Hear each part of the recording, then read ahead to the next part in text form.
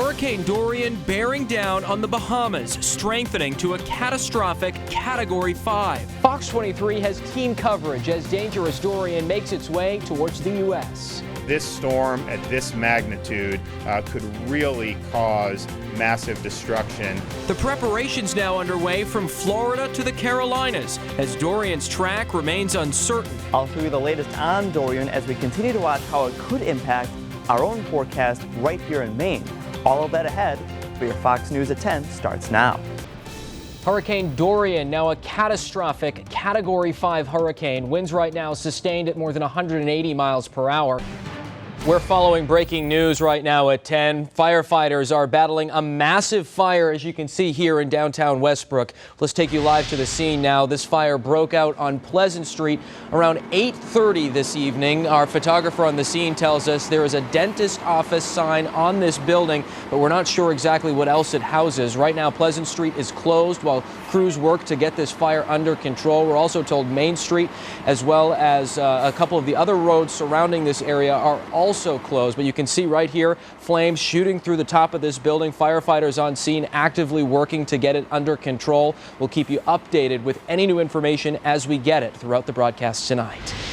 Now, new details on another fire that killed a man and destroyed a building in Acton yesterday. State police now say the victim is believed to be 28-year-old Edward Roberts. They say the fire destroyed a garage and an apartment on the second floor.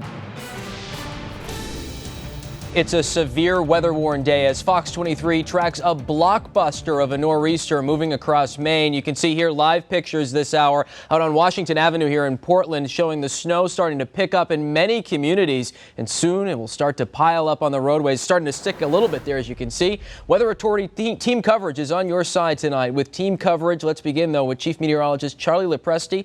And Charlie, sleet and even some freezing rain is possible with this storm. Yeah, we're going to see a little bit of everything here, Dan. The snow has moved in. It's been fairly light so far. It's a very light, fluffy snow at this point, and that will be the rule into tomorrow morning. It's been a violent weekend across the city of Portland. Tonight, police are investigating 3 separate incidents, including 2 shootings and an alleged murder. The first incident happening around 2 a.m. yesterday here on Milton Street. Police there saying one man was shot to death during an altercation. No one has been arrested. The second shooting happening a few hours later on Sherman Street, where police say a Lewiston man opened fire. Luckily, no one was hurt in that case, but this man, he's now behind bars. And it's probably going to save a bunch of lives that we don't know about. Tonight, Maine inmates addicted to drugs getting the chance to make a fresh start. A program inside our state prisons giving them the tools to beat their addiction and integrate back into the community. While it's only a pilot program right now, the Department of Corrections here in Maine has lofty goals for its expansion. And tonight, we're breaking down what that will cost while also sharing the successes that are already being seen. Happening right now, Air Force One arriving at Ellington Field in Houston, Texas. The plane and its crew preparing to transport former President George H.W. Bush to Washington, D.C. Mr. Bush will lie in state at the U.S. Capitol tomorrow night until Wednesday morning. And tonight, Maine and the nation are getting ready to say farewell to 41. We have live team coverage from Maine to Texas to Washington, D.C. CBS 13's Dan Lamparello kicks off our coverage live from Houston. Yeah, John, you mentioned Air Force One. Behind me here is Air Force Two.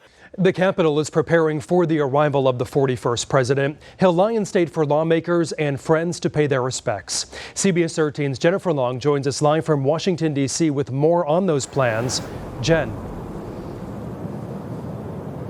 John, 41 will be making his final trip to Washington, D.C. And tonight we learned that after years in storage, Union Pacific train 4141 is back on the rails. The train will take President Bush on one final ride to his resting place at his presidential library behind the Texas A&M campus. The custom-painted train resembles Air Force One. Union Pacific honored President Bush with Bush 4141 back in 2005. Some Mainers will be making their way to Washington, D.C. and Houston to pay their final respects to President Bush. CBS 13's Taylor Cairns is live in Kennebunkport, where many of those Mainers are traveling from. John, one of those symbols of respect is right behind me. CBS 13 and Fox 23 will closely cover the ceremonies and funerals for the former president.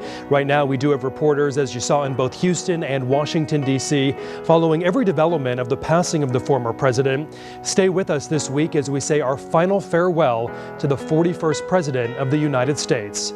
That's going to do it for us here at 6. We'll see you back here tonight at 11.